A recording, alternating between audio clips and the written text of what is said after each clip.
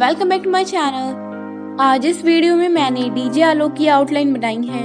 अगर आपको भी आउटलाइन बनाना सीखना है तो वीडियो को एंड तक देखना ना भूलें। और हाँ, वीडियो के एंड में है आपके लिए एक इम्पोर्टेंट इन्फॉर्मेशन, तो वीडियो को पूरी देखें।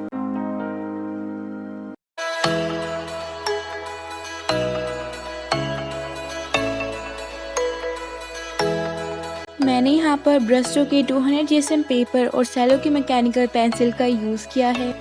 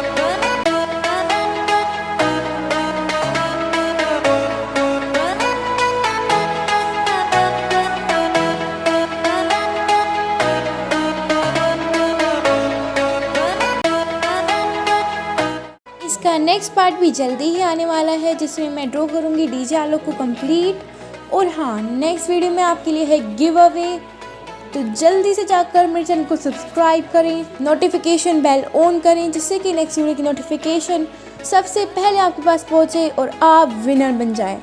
तो जल्दी जाइए, सब्सक्राइब कीजिए। अगर आपको विनर बनना है तो इस वीडियो में कमेंट करें, जो नेक्स्ट पार्ट आएगा उसमें भी कमेंट करें, चैनल को सब्सक्राइब करें, नोटिफिकेशन बेल ऑन करें। बस आपको इतना ही करना है और आप बन सकते हैं विनर। और सब रूल्स डिस्क्रिप्शन बॉक्स में हैं, जाकर चेक करें।